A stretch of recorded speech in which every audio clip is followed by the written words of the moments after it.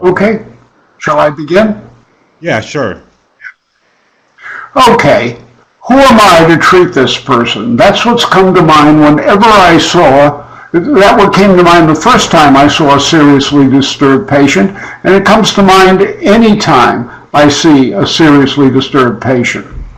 I don't know enough. I don't know enough to treat this person. I don't know what he or she is doing or what it means. On the other hand, from very early in my training, it was helpful to ask, what kind of treatment will this patient get if I don't treat him? If Sigmund Freud or Frieda von Reichmann were available, of course the patient would get better treatment. But those people aren't available. All I had to do at that time was to ask what kind of treatment would the patient get if I didn't treat them. In most cases, the alternative was usually awful. Furthermore, I have hang-ups. I have problems from my childhood. But the truth is, there are no therapists without hang-ups. Luckily, patients don't need perfect therapists. They just need therapists who do the best we can do. Of course, our personal therapy helps greatly. Most of us learn in our own therapy how to be more helpful with some problems. But we learn to tolerate and be effective even in dealing with issues that are important to the patient that make us uncomfortable. And we learn to do it without undue anxiety. After all, we deserve, as well as our patients, we deserve to live comfortably. When I worked with severely disturbed patients, I often felt scared. But I learned that's because the patient feels scared. I felt angry, depressed, overwhelmed, and a myriad of unpleasant feelings at times. While these aren't always the patient's feelings, they frequently were. And I learned to consider any unpleasant feeling something the patient might be feeling, and to raise that possibility with the patient if I felt it would be helpful. You can't help but be confused. Patients don't understand what's going on. In addition, they don't tell us even what they do understand. They don't trust us. Why should they? Most of what they have to transfer to us is awful. They couldn't be that sick unless the people on whom they depended made them feel awful. Moreover, even the mental health people whom they should have been able to trust and receive help from sometimes were untrustworthy or hurtful and destructive. When patients tell us about abuse from mental health professionals, usually the patients are telling the truth. They expect us to be equally destructive, or at the very least to approve of what other mental health professionals have done.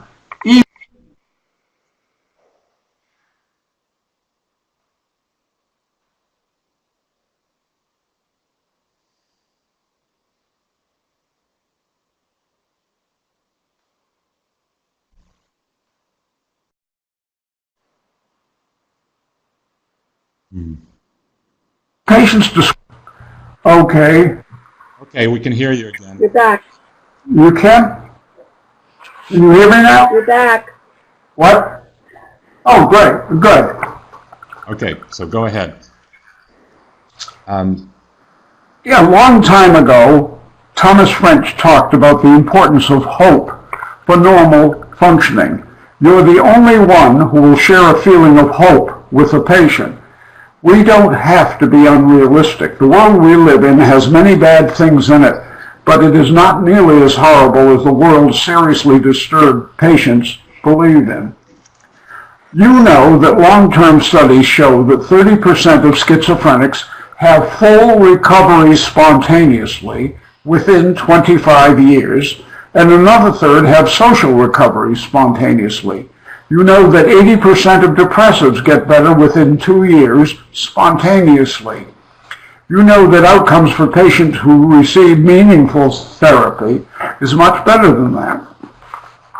In fact, most patients with meaningful psychotherapy do very well even if they are very disturbed to begin with.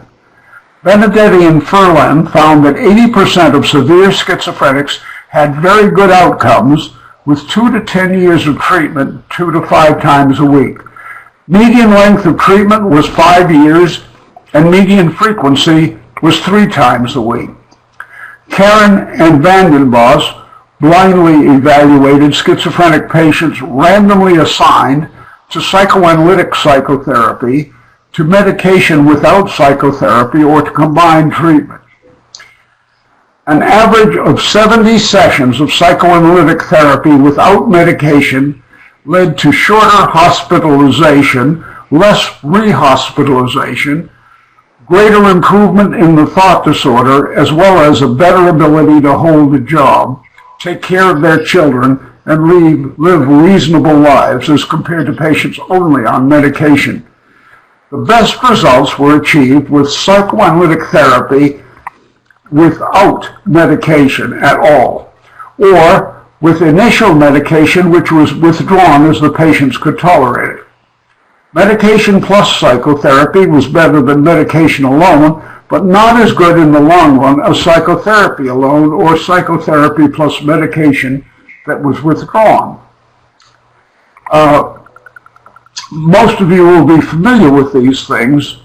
Of course, a good supervisor can help a novice therapist have rational hope.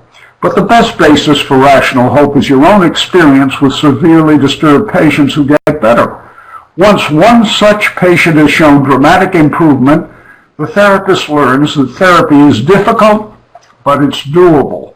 One never has to doubt the reality of one's own experience.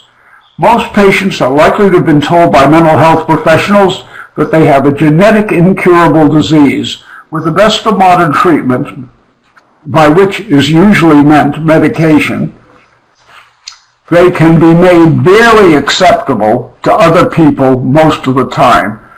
There is nothing in such false information to give a patient hope. It's important to remember that with schizophrenics, underneath everything else is terror. The patient who is menacing is also scared. The patient who is mutant catatonic is scared that if they say something or move, they will be killed. It is helpful to most schizophrenics to say to them, "You will not let anyone kill them." Professionals who have observed me interviewing a new patient have reported they could see the patient react to this statement, even if they didn't seem to be reacting to anything else. I have even been asked by professionals who knew the patient how I knew the patient was afraid of dying because they had forgotten to tell me. But Bruno Bettelheim, many years ago, described the fact that all acute cases of schizophrenia have a conscious fear of dying. We don't have to understand everything a patient says or does. Indeed, it's impossible. If we understand anything, patients are impressed. In their experience, most mental health professionals haven't listened carefully or understood much of anything. For research purposes, Norman Kagan recorded one session of a schizophrenic patient whom I was treating under observation by a graduate seminar of mental health professionals. I left the room and Kagan played the tape of the session, stopping at every pause and asking the patient what was going on. His thoughts were complex and fascinating. At the end of their discussion, Kagan asked him, "Does Karon understand this?" "Of course he does. But the truth is, of course, I did not. I understood the fragments he had told me as best I could, but I didn't understand most of what was going on in his mind. Since then, I found this is very general. When patients say they feel understood, it's not necessarily because we correctly understand them. They are responding to our trying to understand them, and that's a good thing. We can't promise to always correctly understand our patients, but we can do our damnedest to try and understand our patients, and that's all they need. There are some advantages to not understanding. You then know that you'll have to act on imperfect knowledge. My first schizophrenic patient, a man in his 30s, had been psychotic for 16 years and treated unsuccessfully at expensive hospitals. In my first session, he sat on his bed, unmoving and making clicking sounds. I didn't know what it meant or what to do. Later in therapy, I would learn that the clicking sound was short for best, which was short for 3, 4, infinity best. He had the number 3 come to mind hundreds of times a day, which he would change to 4. We learned that 3 stood for penis, and 4 for a world without penises and sexuality where his mother would love him. He didn't know these meanings consciously, and when we discovered them together and discussed this, his delusions concerning the number 4 disappeared. But that took many months, and there was no easy way I could guess what was going on until then. I reached out to him, and he fell off the bed as if he were rigid. I reached out to him, and he ran to the furthest corner of the room. I followed, and he ran to another corner. I followed. He yelled, "Don't hit me! Don't hit me!" I said, "I won't hit you. I promise I won't hit you." He said, "Not you, him." He pointed to the center of the room, where he apparently saw someone terrifying. Not knowing what to do, I used threatening language that I would kill him horribly if he didn't leave this boy alone or harm this boy in any way. The patient suddenly relaxed. He was ready to talk to me for the first time. We had the beginning of a therapeutic alliance. The only problem it caused, which is trivial, was that he complained that I wanted to analyze his hallucinations and delusions when I knew how to make them go away the easy way. This was the only patient with which I ever used that technique, because that's the only patient for whom it seemed appropriate. It was only possible to do the right thing because I didn't know what to do. Again and again, not knowing what to do has led to improvisation, which has led to therapeutic progress. A chronically catatonic patient had a history of emerging violently from his catatonic state. He had broken the jaws of several attendants at previous hospitals. When I worked with him, I was scared of him. I found him disgusting, and I didn't like him. Being scared of him was rational. He was dangerous. Being disgusted with him was also rational. He was urinally and anally incontinent. But in addition to this, I didn't like him. This was not a rational feeling. On reflection, I became aware that he reminded me of dirty little bastards who picked on me when I was a kid. When I grew bigger, they stopped picking on me, but picked on other kids. At this point, it was clear to me that it was unfair to hate him for what others had done to me in my childhood, that is, my counter-transference. But then I began to think, dirty little bastards. They weren't big guys. Maybe they were scared. The patient wasn't big either, but he was very muscular. The next time this patient seemed to be getting angry, I said to him, "I know how scared you are. Why don't you use my strength to protect you?" The patient quieted down immediately and was responsive in psychotherapy. The attendants at this institution, all of whom had been college football players, thought this was very funny. "Your strength," they said. "Do you know what he could do to you?" Of course, they were right. I would have been no match for him in a fist fight, but his violence was never a problem after that. The same reassurance from me always worked. Learning to reassure patients against death or violence was a very useful general lesson. This isn't magic. In general, the dangers they fear are not realistic, but based on transference. Only a therapist can help.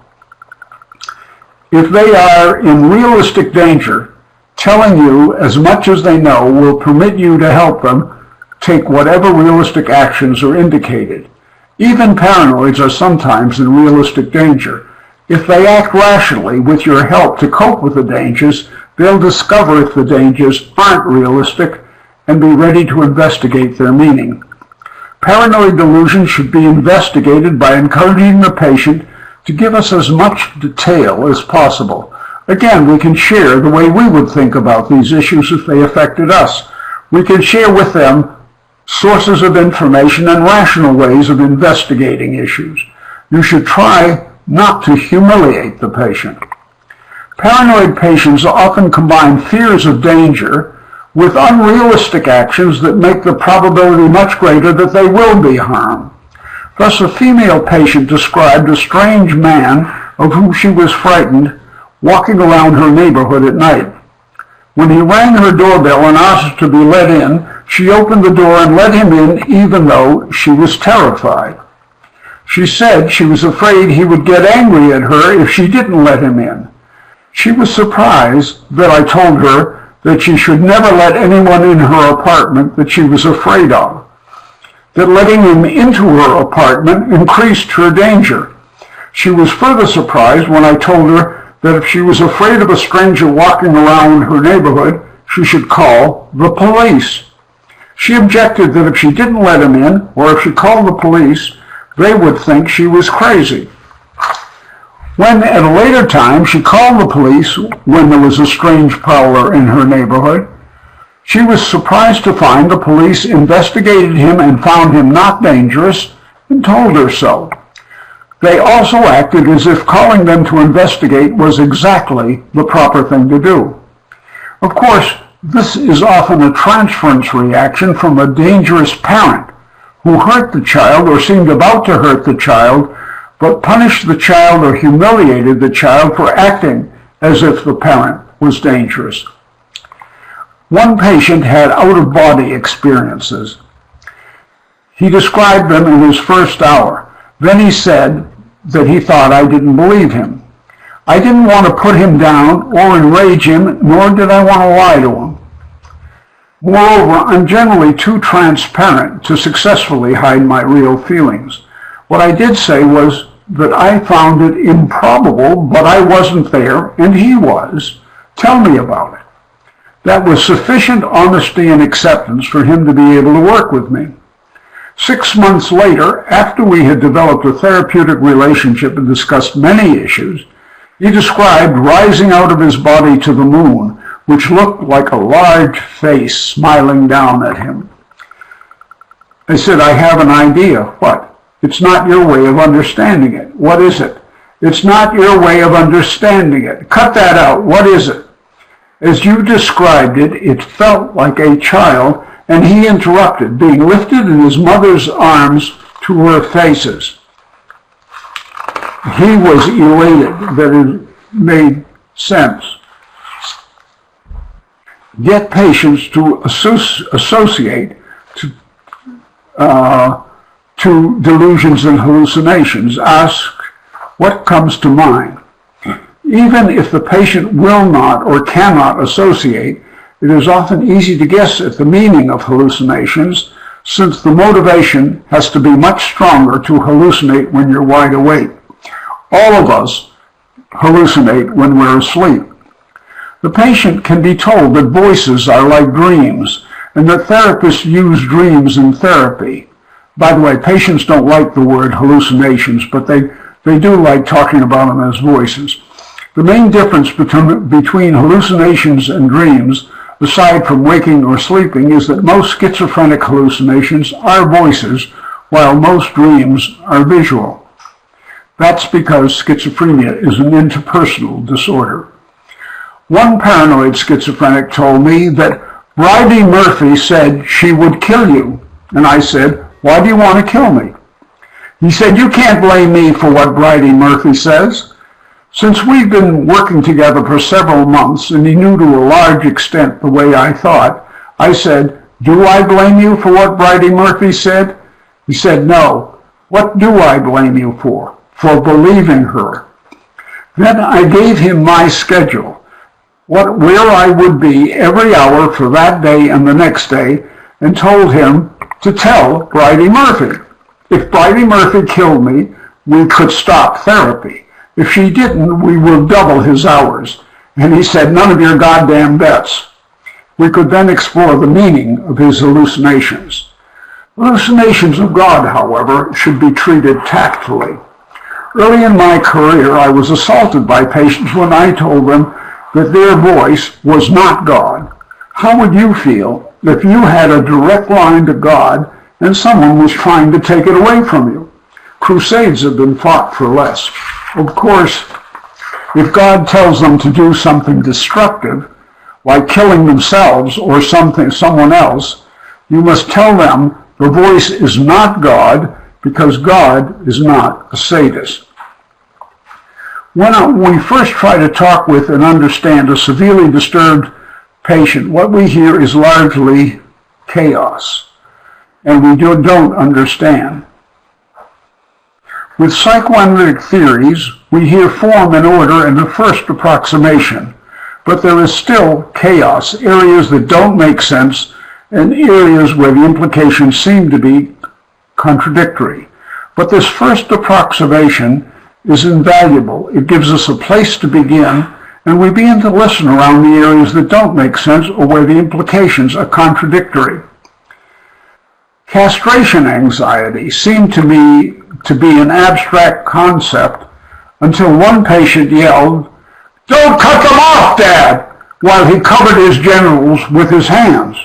For him, castration anxiety was obviously a reality. However, another patient, when I interpreted that he might have been afraid his father would castrate him, said, "He wouldn't castrate me, he'd kill me." Of course, we both accepted his version of reality. The patient's statement should always be taken seriously, but even when they are consistent with theory, they are often only the beginning. Thus, fears of castration by the father may in part be a defense against an even more frightening fear of castration by mother, who may have made such threats in connection with childhood masturbation, and also as a defense against the terror of having the inside of the body being drained through the penis. When in doubt about the psychodynamic meaning of material, with severely disturbed patients, it's generally good procedure to emphasize problems from the oral phase and problems concerning survival. One can overemphasize the importance of theory, especially of a particular theory. Therapists of different theoretical orientations who have worked with seriously disturbed patients understand each other. It is notable at the meetings of our group that therapists using different theories who have worked with seriously disturbed patients usually understand each other. The words used and some of the relevant abstractions are different, but they understand what the problems are with which the other therapist is trying to cope.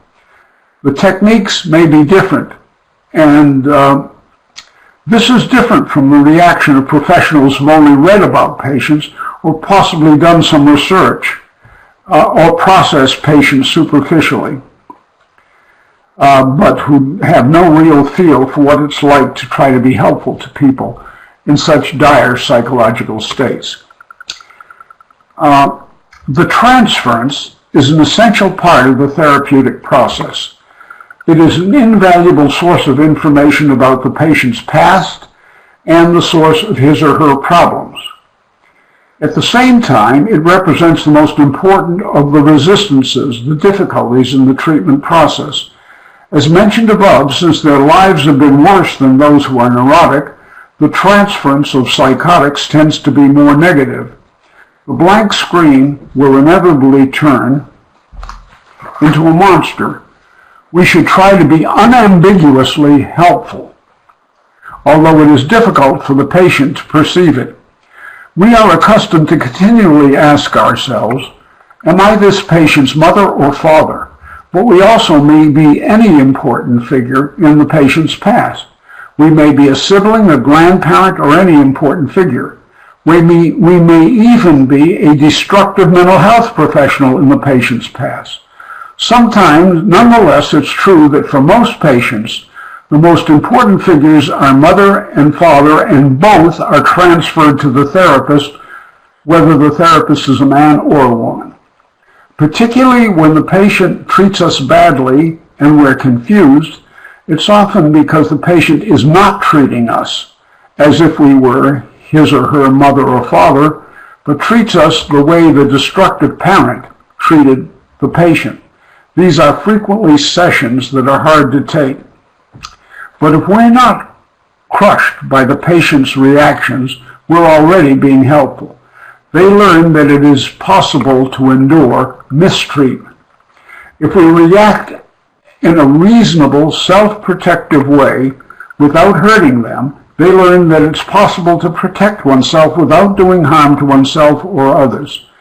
If, in addition, we can relate what happened in the session to what must have happened to them, the therapy moves forward even more. Therapeutic change in psychoanalytic therapy seems to be primarily the result of two things: understanding and internalization of the therapist. The patient learns to understand themselves, their agonies and maladaptive reactions from the material of the therapy and the therapist's interpretations. It's useful to present interpretations as, "I wonder if," so that the interpretation does not become a contest of wills. Since even neurotic patients hear every interpretation as an accusation, it's useful to phrase interpretations as, "anyone would feel," or "it is only human to feel." The patient doesn't need anyone else in their lives to add to their humiliation. The internalization of the therapist is crucial. It goes on without explicit discussion. The patient internalizes the therapist as a new superego, kinder and more rational than the superego figures of the patient's life history. The patient internalizes the therapist into the ego as a model for how a human being might be. This concerns us as therapists, since we don't want the patient to adopt our weaknesses and hang-ups. But we provide a better model of a human being than most of the people the patient has used as models. Moreover, the patient, as a result of growing in psychotherapy, is very much like the adolescent. They will internalize the therapist, but continue to grow and reject the parts of the therapist which are not helpful. Feelings are at the center of any meaningful therapy. It is one of the great mistakes of psychology that for a long time we treated feelings as if they were irrational.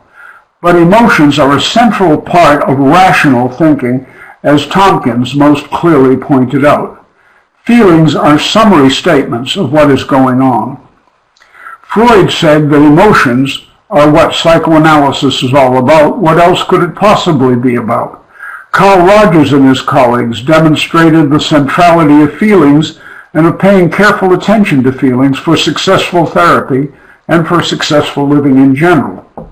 If we are scared, there is something to be scared of. If we're sad, there's something to feel bad about. If we're angry, something is hurting us. If it is not something of which we are aware, it is unconscious. And if it's not in the present, it is in the past, and something in the present is symbolic of it. If we feel good, there's something to feel good about. Patients believe that their feelings are irrational. With our help, they learn that their feelings make good sense and that they are bearable. Even the negative affect of shame is useful to understand.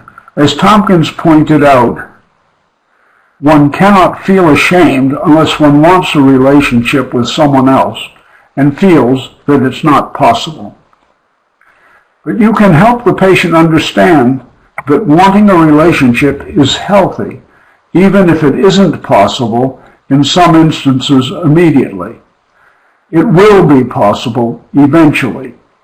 In fact, a relationship with a therapist is possible immediately.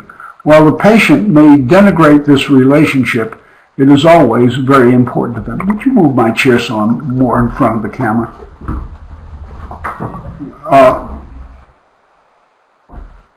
While the patient may denigrate this relationship, it's always, in fact, very important to them.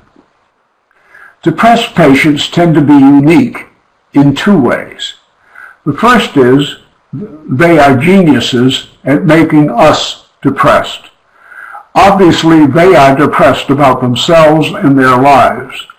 Any possibility, they can assure you, won't work and won't help them. Moreover, anything you say or have said has not and will not help them. They are often very good at bad-mouthing you in general. They are very convincing. It's not surprising that you will find yourself angry at them. Mental health professionals in general feel angry at depressed people, but feel they shouldn't be angry. Consequently, it's not surprising that mental health professionals sometimes feel relieved when bad things happen to depressed patients, as long as it can't be interpreted as a bad thing that they have done.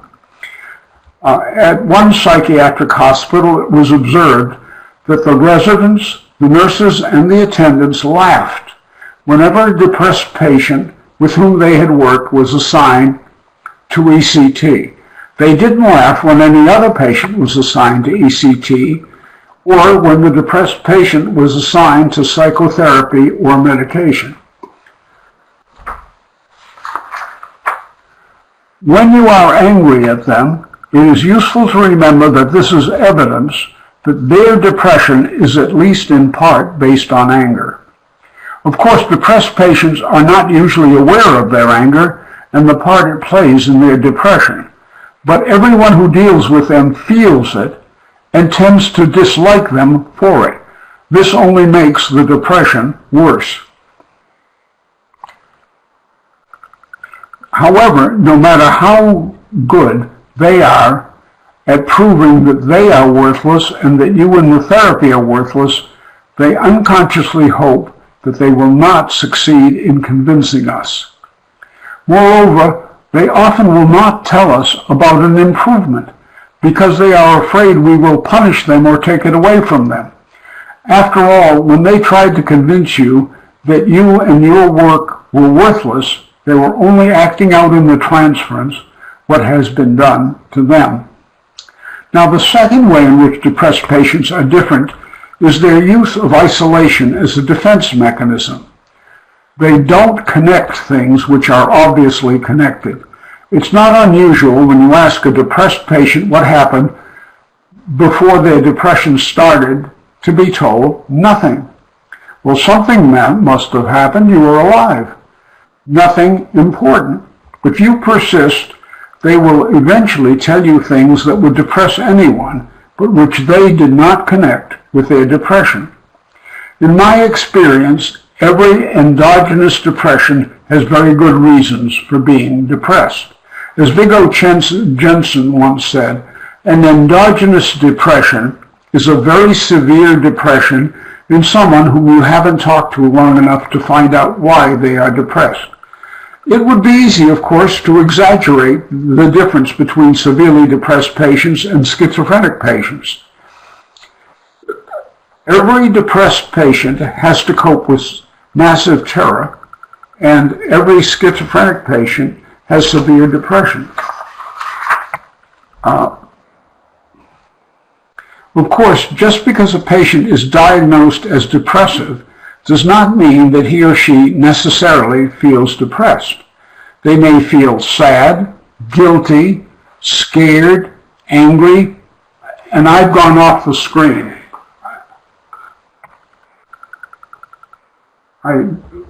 Turn this. Amy? Amy! Turn the machine back on. Yeah. The machine. You're still looking good here, Bertram. Oh, okay. Well, I can keep reading. If you can see me and hear me, I'll keep. Oh, here I've gone and I've come back on. Thank you.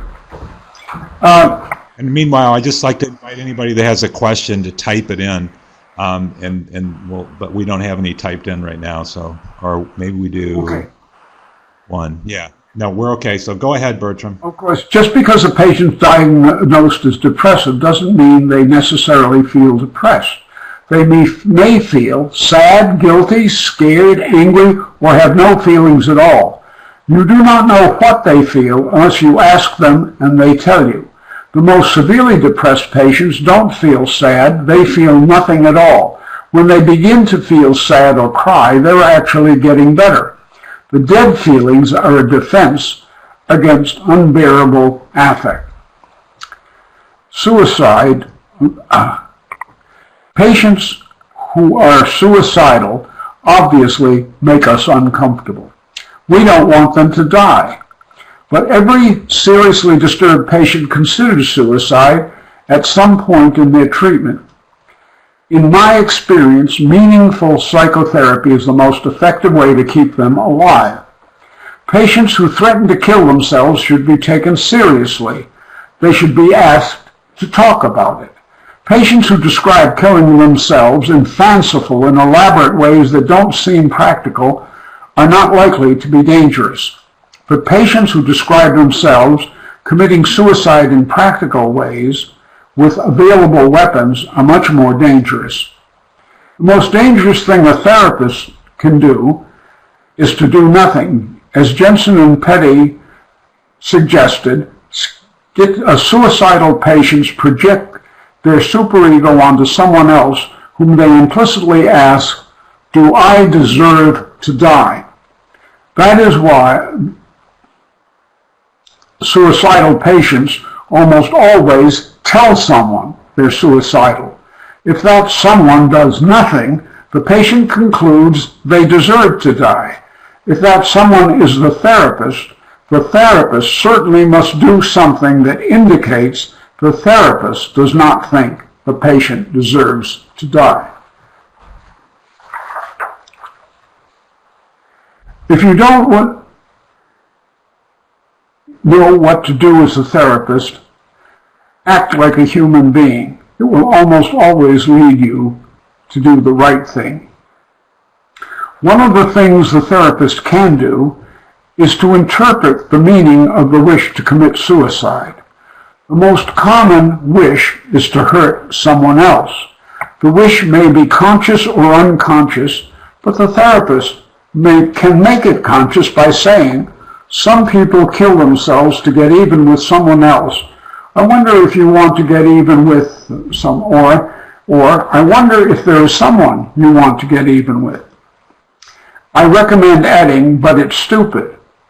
If that someone doesn't like the patient, they will be happy when the patient dies. If that someone, like a parent, might feel unhappy, they will feel unhappy a little, not the agony the patient hopes for, and not the agony the patient will inflict on themselves. One ambulatory schizophrenic who was suicidal after his wife left him said after a session in which such interpretations were made, "I'm not going to let her piss on my grave." He didn't kill himself, but he continued therapy. Another patient who began a telephone call by declaring her intention to kill herself continued for a full session which ended with, "Damn you, Karen, I always felt that if worse came to worst, I could kill myself, but now you've taken that away from me." She was furious at me, but she didn't kill herself and continued her treatment. Hopelessness is a necessary but not a sufficient condition for suicide. But the therapist can arouse rational hope. After all, most of the reasons people commit suicide are solvable. It's possible to find a new love, a new job, or to live on a lower income. Only in infancy do we have one love, our mother, who can never be replaced. One thing we can and must do is give the patient the relationship with us as one relationship on which they can depend. It is well known that some depressed patients commit suicide when they seem to be getting better. This is usually explained on the basis that the patient didn't have enough energy to commit suicide. But as they get better, they have enough energy to kill themselves. This is not what is going on. As George Atwood learned from listening to his patients, some depressed patients decide to solve their problems by killing themselves. Since they think they have a solution, they seem to be getting better. Then they carry out their solution and kill themselves. If depressed patients are genuinely getting better, they have more insight into why they are depressed. They also talk more about the future. If the therapist raises the issue of suicide, they will discuss it. If depressed patients seem to be getting better because they have decided to kill themselves, they don't have any more insight into why they are depressed. They do not talk about the future because they don't have any. If the therapist raises the issue of suicide, they will either not discuss it or unemotionally tell you that they intend to kill themselves. If all three of these indices are in the right direction, the depressed patient is getting better. If all three of these indices are in the wrong direction, the depressed patient intends to kill him or herself, and the therapist needs to do something about it. In addition to therapy, there are realistic measures which sometimes are very helpful. A locked ward can be temporarily helpful, but I've known patients who have found ways of killing themselves in a locked ward or by escaping the locked ward. None of these patients were in intensive therapy. I've known patients in solitary confinement in a reformatory who managed to hide a piece of metal or glass sliver with which they intended to kill themselves. They had begun therapy and did not kill themselves, although they did make cuts on their body before they stopped. Having someone stay with a patient or keep an eye on a patient who is suicidal is very helpful. This is kinder and more helpful in most cases than a locked ward if there are relatives or friends willing to take on this burden. It has been discovered that Hispanic patients who are jailed are a high risk for suicide and are at a higher risk for suicide than other inmates. This seems to be the result of the fact that the relationship with relatives is more central to their psychological functioning. If there's a further breach of the immediate relationships, like the family moving out of town or out of the state, they tend to be at risk for suicide for 24 hours. But if they are watched for 24 hours, the suicide risk disappears. The thematic apperception test, TAT, can be useful with suicidal patients. The more cards you use, the easier it is to make accurate predictions. And there's no point in my mentioning which cards, but it can be helpful. Unfortunately, some few patients manage to commit suicide under any circumstance. It is often clear that the patient intended to set the therapist up to feel like a failure. Some therapists have been badly damaged by such patients. It is always useful to consult with a colleague or a therapist to discuss what happened if you have a patient who does kill him or herself. One is tempted to use antidepressant medication with a patient who is suicidal, but recent data show that antidepressants do not effectively prevent suicide. Apparently, 30% of normal volunteers became acutely suicidal with antidepressant medication, which disappeared when the drug wore off. Most people, depressed or not, will not kill themselves, and an even smaller group will kill other people. But antidepressant medication, the SSRIs, seem to increase the rate of suicide and of homicide. If patients are taking antidepressant medication, it's useful to warn them that if they feel like killing themselves or killing someone else, it is not them, it is their medication. They should get immediate help in changing or reducing the medication appropriately and hopefully get psychotherapy. By the way, a useful book on withdrawing people is Peter Bregham's book, Psychiatric Drug Withdrawal, which describes should you consider withdrawing. The answer in most cases is yes. When should you do it? As soon as possible. And how should you do it? And sometimes it's simple and sometimes it's complex. But it's a very useful book in helping you get through that. Homicidal threats are even more scary to therapists than suicidal threats. Again, the patient should be taken seriously. Get the patient to describe their intentions in as much detail as possible again. Again, fantastic or unrealistic murder techniques are not likely to be dangerous, but realistic ones might be.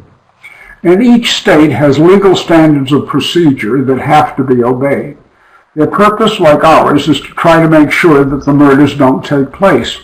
But it has been my experience that the best preventative is competent psychotherapy. Thus, one multiple murderer was in a reformatory on a minor charge, breaking and entering. His psychiatrist tried to turn him in, only to discover the only way he could be convicted was if he confessed. In many ways he was psychotic, but he had no intention of confessing. His therapist, with whom he would no longer work, recommended maximum sentence. This would have only kept him in jail for 2 years, after which he would return to society as a better trained criminal. He was thoroughly unlikable, but treating him was the only way to protect society. 6 months of psychoanalytic therapy ended his symptomatic murders. He now felt guilty about his murders and about his beatings of innocent victims. On my recommendation, he was paroled with mandatory psychotherapy as a condition of parole. He did not commit any more murders. He did return to jail a few years later for breaking and entering. We didn't have enough time to deal with his irrational way of earning a living, unfortunately, but both he and I felt that his not murdering was well worth the time and the work. In my experience, murderers are always people who can't stand conscious anger. They can kill, but they cannot tolerate feeling angry.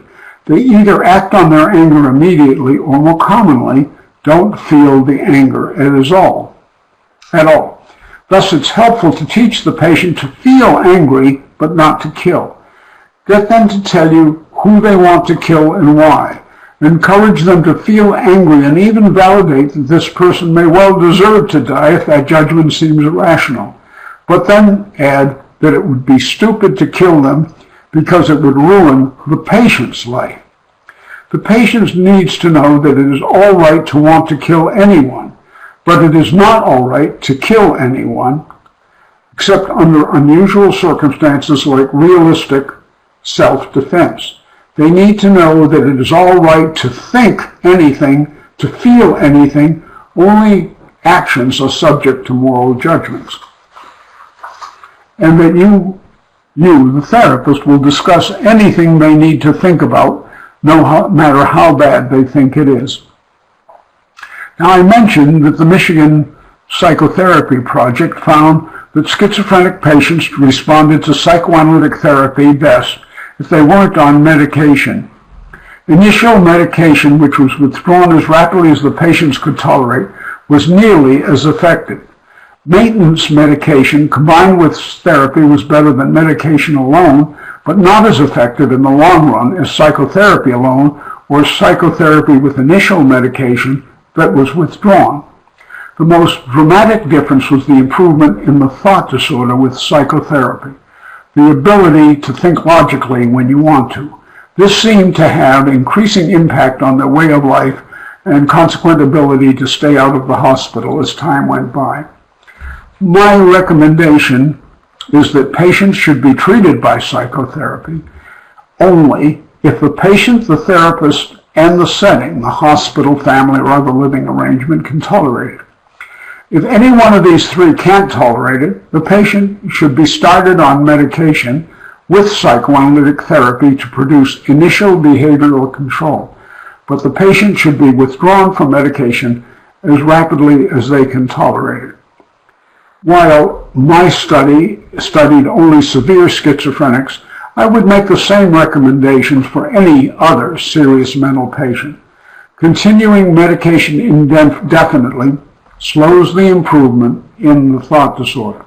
Moreover, we are learning more and more that there are serious medical risks in maintaining psychiatric medications indefinitely. However, if the patient has been on medications for a long time, it seems clear that one must withdraw the patient slowly.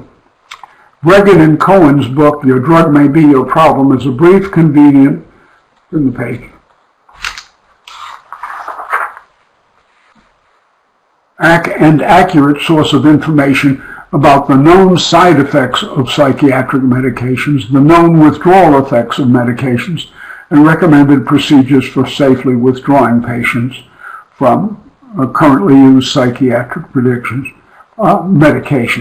And Peter Bregan's more recent book, Psychiatric Drug Withdrawal, covers those subjects very well.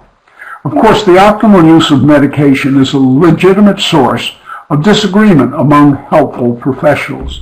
There are those who always medicate their patients, those who never medicate their patients, those who temporarily medicate their patients, or who use medication to cope with crises. Serious mental health professionals disagree, and each of us must take our own clinical experience seriously. Nonetheless, that's my recommendation. In many settings, particularly those in which younger professionals work, the therapist may have little choice about whether and to what extent medication is used. In that case, one can only do the best work possible under the circumstance. As one gets better known, even among one's immediate colleagues, it's typical to find one's clinical judgments increasingly respected. For detailed summaries of the currently known downsides to current psychiatric medication, see Bregan's books and psychiatrist Grace Jackson's book, Drug-Induced Dementia. Unfortunately, patients who have received electroconvulsive therapy improve very slowly during psychoanalytic therapy as compared to patients of equal severity who have never received ECT. Other therapists have estimated it takes 3 to 6 times as much work to produce similar progress. I was startled to discover how rapidly some psychotic patients improve when I first worked with patients who had never received ECT. The books by Linda Andre, by Morgan, and by Bregan on ECT detail the evidence that electroconvulsive therapy probably leaves permanent brain damage, which undoubtedly is related to the difficulty in making use of therapy by patients who've received ECT. In any event, I would strongly recommend that psychoanalytic therapy or other sensible therapy be tried before rather than after ECT. Of course, it is the experience of most therapists that ECT will not be necessary if meaningful therapy is available. It is my recommendation that one should not treat only seriously mentally ill patients. There is no single group of patients that I believe we treat best if we treat only that one kind of patient. Both the patients and the therapists do better if we treat a varied group of patients so that the defenses and the issues vary. Of course, despite the differences in process and in resistances, the basic issues remain the same for all patients, which is how best to be a human being. Working with severely disturbed patients is difficult. It is tiring, it is demanding, it is scary, and sometimes depressing. But most patients respond. And when severely disturbed patients respond to psychotherapy, the change is not subtle. When patients who will not eat begin to eat, when patients who hear voices no longer believe they are real and eventually do not hear them but have them merge with their other thoughts, when patients who are not logical become logical, when patients who were too sick to work are able to work, when patients who can't adequately take care of their children take care of their children, it would be very hard to miss that something important has happened. It is a benign trauma for the therapist from which we never recover. Thank you. And at this point, I hope we can have a discussion of the issues. Okay. Yeah. Thanks a lot, Bertram. I really appreciate you sharing all the thoughts that you shared. Um, and I had one question to start with, but then I'm hoping that people can join in with questions. You said something kind of intriguing about how often the people that we're working with are relating to us as they would to one of their family members, maybe as a parent or a sibling or something like that. Can you say a little more about how you figure out when that's happening, how you detect it and work with it? Well, the odds are that it's possible, when Freud first talked about transference, that is, treating the patient treating him or other therapists as if they were a parent, he thought that was something that just happened in therapy. But quickly it was pointed out that that isn't true. Transference is something all human beings do, and it's a defense against separation. And of course, we're never conscious that we're doing it. So the question becomes, when we're puzzled about something, we ask ourselves, when we're puzzled about what's going on, is this patient treating me as if I were his father? Are they treating me as if I were their mother? And as I suggested also, sometimes are they treating me the way their mother or father treated them? And if you ask that question, the answer tends to emerge from what has been going on. Is this likely to have been something that their father did, something that their mother did, something that, and is this something they endured as the victim, or did they, is this a feeling about the parent, or are they reenacting being the parent themselves in the way they're trying to relate to you? And as I said before, if you don't get destroyed by it and make sense out of them, whenever you make sense out of things, their lives are very confusing. It's very confusing to them, and they work on trying to make sense out of it.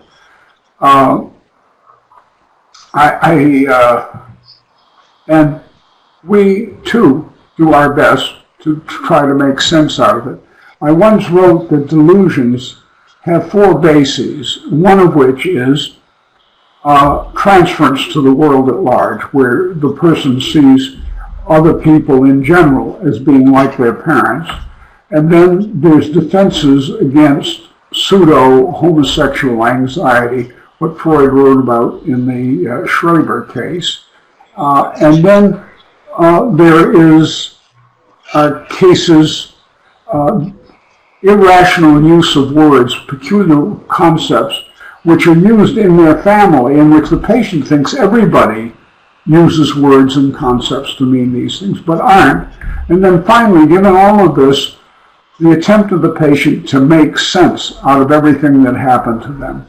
And they've had some very bizarre things happen to them, and they do their best at trying to make sense out of it. But it doesn't entirely, and when we add our insights, their world makes better sense to them. Like the patient who had the feeling about not leaving his body, but being a child, and he began to reinterpret all of his bizarre experiences as childhood experiences, and of course they make a lot more sense when he did that, and he felt better. And that's one of the things we can do. They end up hopefully living in a world which makes more sense, and which has real problems, but is a hell of a lot kinder and safer than anything they ever imagined was possible. Okay, thanks. I know Patricia O'Neill has a question, and then I think Rebecca has a question she typed in. But Patricia, do you want to ask your question? Sure. First, I'd like to comment that adding that piece about interpreting how they treat us as how they may have been treated as part of a transference, as opposed to just figuring out who did it, but recreating their own experience with us as the recipient. That's to me, that was an aha moment. I'm going to be using that this week with some of my patients. Good. The second thing is, so thank you for that. I always get some nugget when I hear you. The second thing is, several of my patients, one in particular, has a kind of fallback paranoia to experience that he has sustained. He's 60-something now. I like to work with chronic patients who have a long history. A lot of what's going on now seems to be directed at first episode, early diagnosis. But I like to work with the people who've been living with this for a long time and help them get a better quality of life. And I would like to see more attention paid to them in the research, but oh well.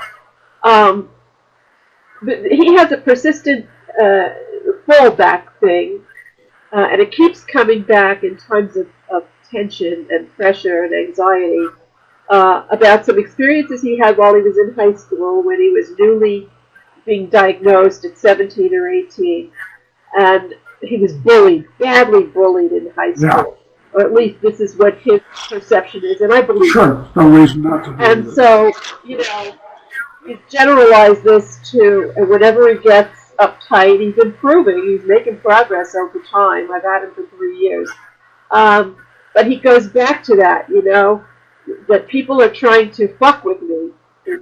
And it always goes back to that initial trauma, which he, didn't have the resources to defend himself again back then. Any thoughts about that? What I could do? Well, I mean, obviously, when he talks about being bullied, the fact that you take him seriously is already helpful to him.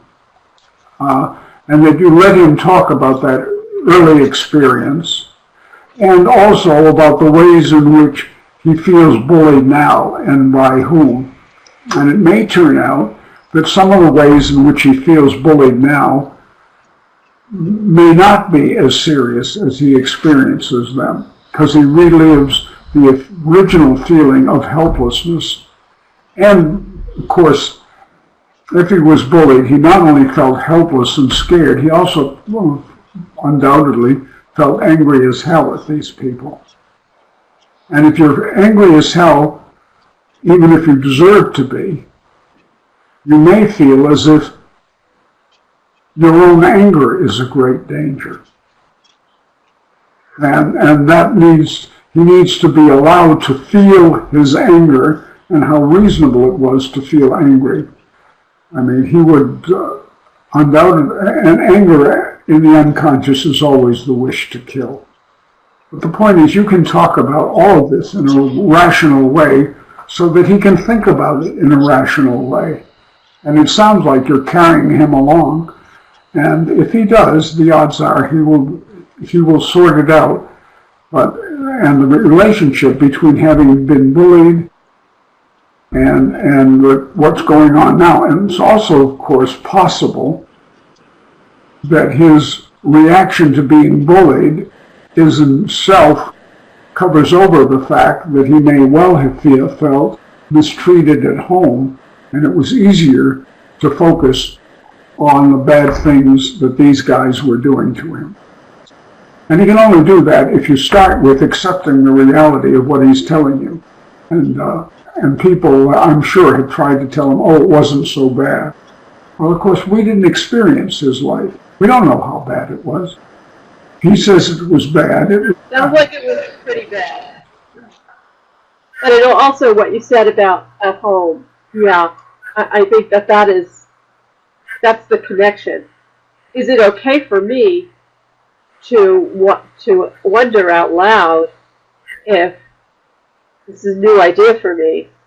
I can't help but wonder if the experiences you have told me about with your parents, and especially your mom, had similar feelings to that bullying, and even maybe still do. Is that okay to wonder that out loud, bring it into the room? Of course, you can always wonder out loud. The nice thing when you say, I wonder if, is the patient hears it consciously, has permission to think about it, but also has permission to disregard it temporarily. But once you've brought it into consciousness, the odds are they'll bring it up themselves. Because, they really do want to understand their lives. And, they really do actually feel better when they have put up with us for a therapy hour. As one lady said about her, who was very crazy sounding in her hours, and she said to me, I don't talk like this anywhere else. If I did, people would think I was crazy. And my thought is, well, that's good. In the hour, we learn things that are useful. Anywhere else, it gets you into trouble, of course. But I think that... Thank you. That should so one of the... Let's go on to another question. Yeah. So one question just is, what counts as intensive psychotherapy? What do you mean when you say that? Well, I'm sure that for all of us, it means therapy where we get at real feelings and get at material things that are unconscious. But usually, when I first came to Michigan, I was surprised that they used to, if somebody was seen once a week, it was called counseling. And if it was seen twice a week, it was called psychotherapy. And if it was 3 times a week or more, it was called analysis. And there does tend to be changes in intensity. Usually when we talk about intensive therapy, we usually mean something that's more than once a week, and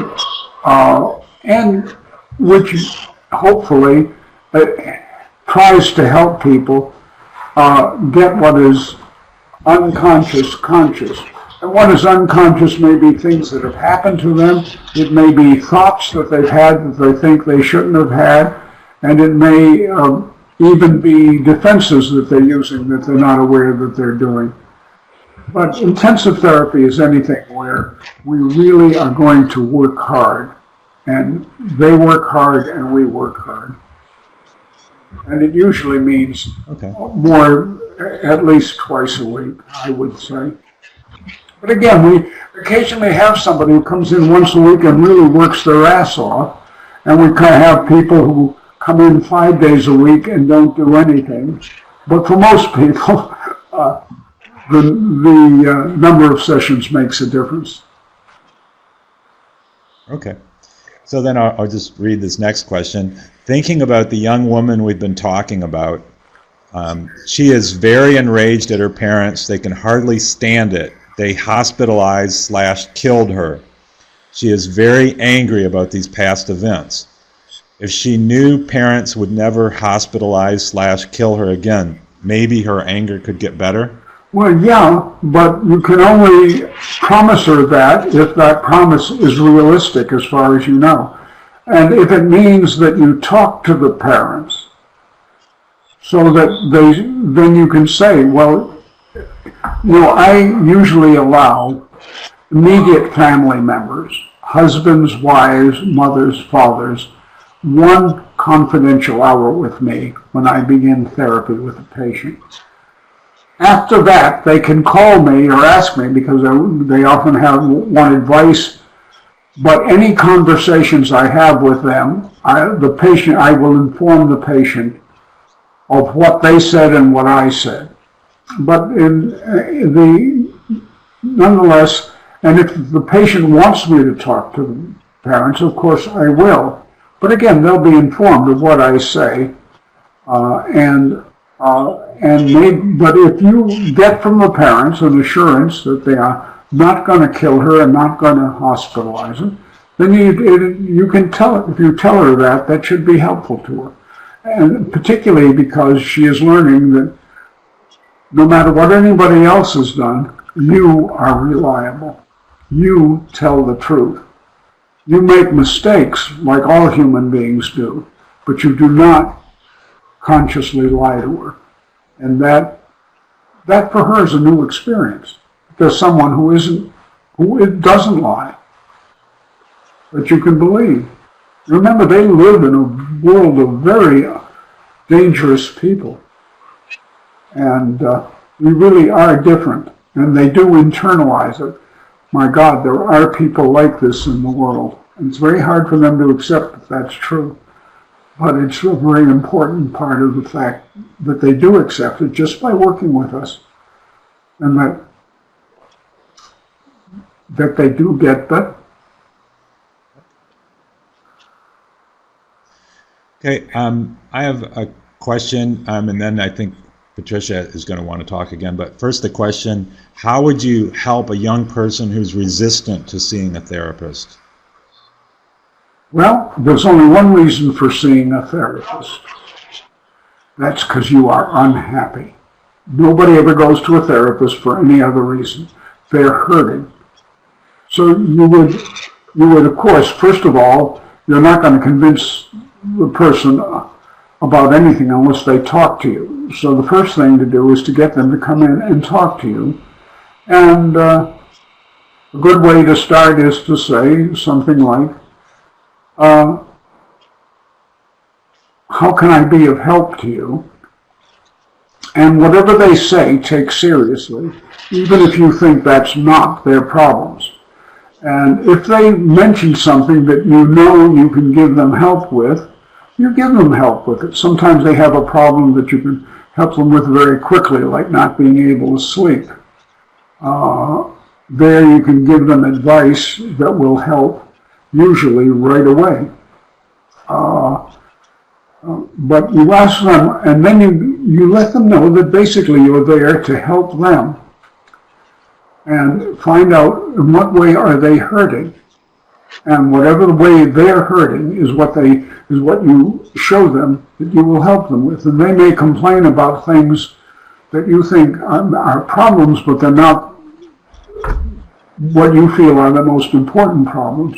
But if you demonstrate that you're willing to help with anything they bring up, and that you actually can help, then they feel freer to tell you about other problems, and that's how I would do it. How can I be of help to you? And then take seriously. Or you can say something like, I wonder if you're hurting, and wonder if anyone could help you with it. And see if you can get a response. Yeah. Okay. Patricia, did you want to ask another question? If it's okay. Sure. I'm on call 7 days a week if they want to call me. Pardon me? But sometimes I'm on call 7 days a week, 365 days a year if they want to call me. And by the way, nobody ever abuses this. I think just knowing they can helps them get through some of those tough days. Oh, yes. But when they do call, and unless I'm someplace where there's no cell service, it happens rarely. But sometimes, after a particularly difficult session or heavy session, I want to give them a quick call just to check in with them. And I worry about whether that's with me trying to assuage my own anxiety or whether it's introspected something from the patient. Is there any downside to reaching out to them between sessions? The only downside is the time it takes you. If you feel more comfortable working with them, if you call on them to check how they're doing, call them and check. And it may well be that you're responding to something that in the hour that left you not sure. And that's probably a good idea. Now, in all my years of practice, I actually have only lost one patient to suicide. And that was someone who did talk to me, said he had it under control, and then we had an appointment for the next day, and then he didn't show up for that appointment. And I thought we had it settled. What surprised me was that his relatives weren't angry at me, that he was seeing me and he killed himself. But it turned out that he was in his 40s. He had moved out of his house where he lived with his mother, And what they told me was, and I knew that every night he called her, that every time they were together, the other members of the family heard her say, "How could you do this to me?" And he said, "Well, would it be better if I was psychotic or killed myself?" And she said, "If you were dead, it would be all right. But if you're alive, how could you do this to me?" And for 2 weeks or more, every time they were together, she would say this. And I know he called her every night. So after he talked to me, he called her. And obviously, that's why he killed himself. And looking back at it, I don't know that there's anything I could have done, except maybe I could have tried to talk about his murderous feelings about his mother. But at any rate, I don't know, let's see, I started treating seriously disturbed patients in 1955 and was actively working until my car accident, which was 2007. And that's the only person I have lost in all those times. So, and I would say, if you feel like calling, you call. And I can tell you that the fact that the patients can make calls to me has prevented suicides in a number of cases. They were able to call me. We did therapy on the phone. They were not suicidal after the phone session. And very few patients, I have had one patient, I think, who exploited it, who called me when she didn't need to, in all those years. And then, of course, eventually I said that to her, "Look, you're making more phone calls than anybody else, and you're not sicker than anybody else." And of course, that had meaning too, but that was only one person in all those years where it was abused. All the other people felt, as you described, they felt more secure because they know they could call you if they needed you. And what I used to tell them in the days before we all had answering machines is, if you call me and don't get me, call me an hour later. And if you don't get me, call me an hour later. And whenever you do get me, you know you're not disturbing me or waking me up, because even if it's 2 in the morning, you know I haven't been home an hour. So you're not disturbing me, and you just keep doing it till you get me. And that feeling, that does give them a feeling of security, that you are no further away than their telephone. I think it makes it more believable, too, when we tell them. I mean, as a part of my work, I let them know that I care about them. Yeah, of course. And that's a very important part. And I think that proves it. Yeah. So I have a question here. The question is, may I ask whether you ever wondered about the multivalence of actions and desires which seem very unusual or extreme? I try to hint that only some of the content really relates to forbidden/dangerous intentions-feelings, whereas important repressed stuff may exactly been hidden diametrically to the beliefs, behaviors. And then she writes, "I hope this makes sense." Well, whatever the meaning, no matter how complicated, we're in favor of understanding it. But it's a journey that the patient and you take together. And are things multifaceted? Sure. Are they complicated? Sure. But I do tend to think that people repress things because they cause, well, it's possible that some things just weren't paid attention to at the time. They just weren't important, at the time they were going on. But the fact is, most things which are not remembered are not remembered because it makes us anxious to think of them. And that's something they learn to undo in therapy with us, and we discover all the meanings. We don't, I mentioned the fear of castration and how it may not be there consciously, or it may, and you don't for some patients it is quite conscious. And for some patients it doesn't occur, it may occur symbolically, but then the fear of castration may be a fear of being castrated by the father, but then it turns out underlying that is a fear of castration by the mother. And then, not because I'm a genius, but because I listened to patients, a patient taught me, and once I heard it in one patient, of course I heard that there is a very early childhood fear of having the inside of one's body drained out. And if you're a man, it's through the penis, and sex is thought of as how that might happen.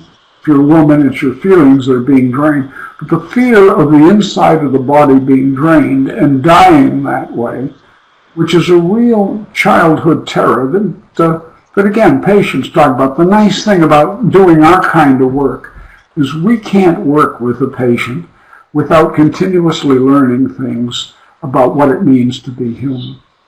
I don't think I've ever had any patient who didn't teach me something I didn't know. And that's one of the good things of the kind of work you and I do. Yeah. We have some more questions? Maybe just one more question. I mean, you've been around for obviously a number of years and very active, and maybe have more of a sense of history around this whole field than a lot of us do.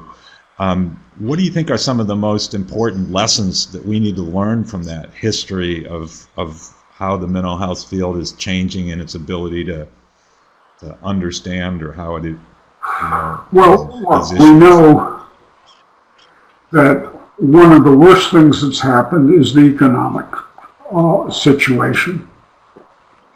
As Whitaker in his book, Anatomy of an Epidemic, well describes, in around the 1970s, the American Psychiatric Association had a financial problem.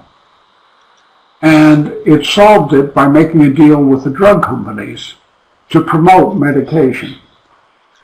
At that point, they then did a research study, which has been the most influential single research study in psychiatry in the last 40 years.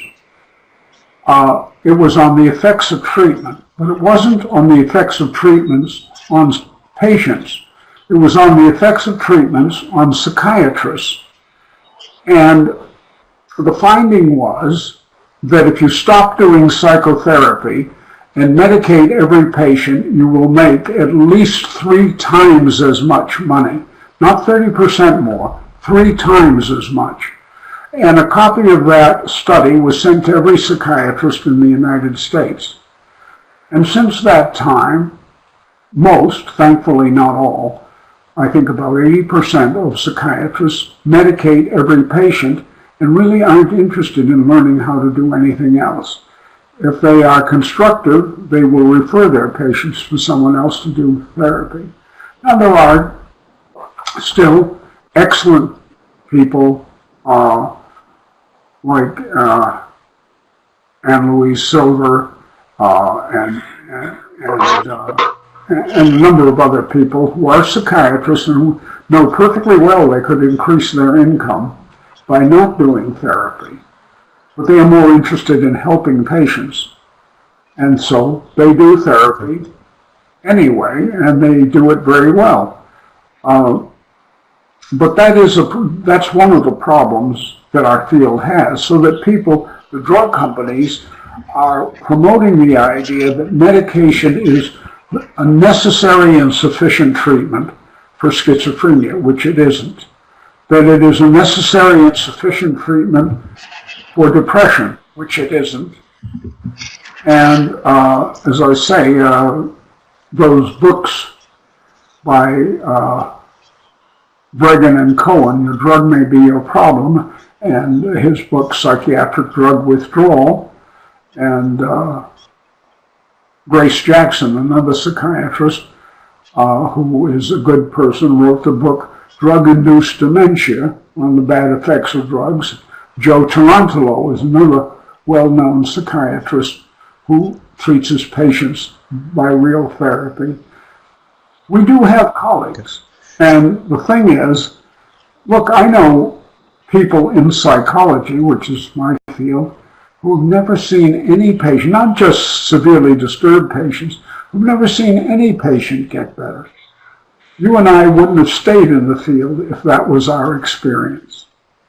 Well, there are people like that, and they never really learn how to do therapy. They never, and we would have left it if we weren't helping anybody. But early on, I started first working with psychotics, and all of them were very severely disturbed. I worked with them for less than a year. That wasn't enough, but all of them were sufficiently improved that they continued in therapy, and all of them got better. Then when I came back and started working with neurotics, my first year back in grad school, as I finished up, I took my first 2 neurotic patients, and they got better. And so I got the feeling that most patients, if they get adequate therapy, are going to get better. And that's been my experience. Most patients, if they get adequate therapy, really do get better. Okay. Well, here's another question, and it is, how do you work with great passivity? Like where someone's saying, I don't know how you can help, therapy doesn't work, you're just the one that wants me here twice a week. Well, first of all, you let them complain and describe to you that, and you can tell them that you don't agree with them, that you think that, in fact, they will get better if they come. And see, when I was talking about depression, I told you depressed people are very good at making you feel depressed. And they try to convince you that your work is worthless.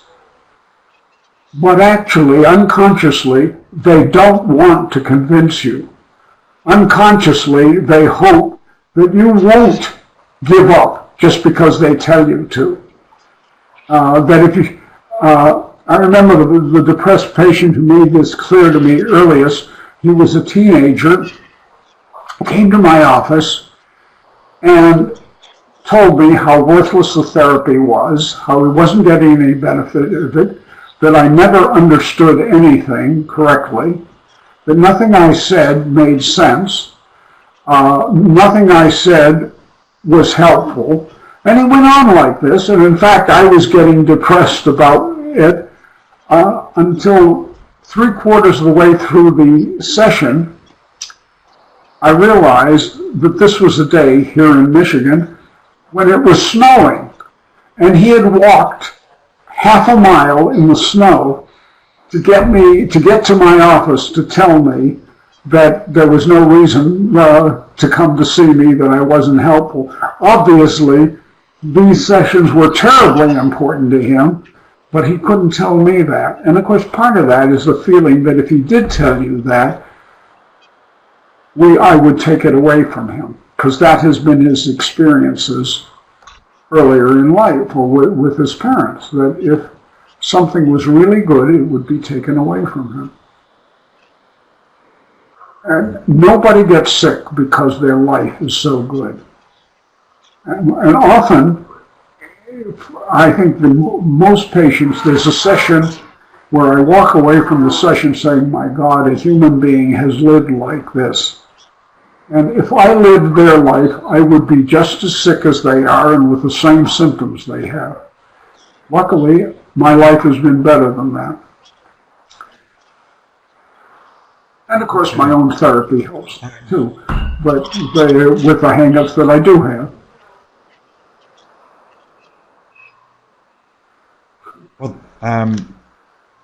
let's see, one person typed in, or Patricia typed in, that Daniel Dorman is another psychiatrist who absolutely deliberately takes the time to practice therapy, and obviously has written about it too.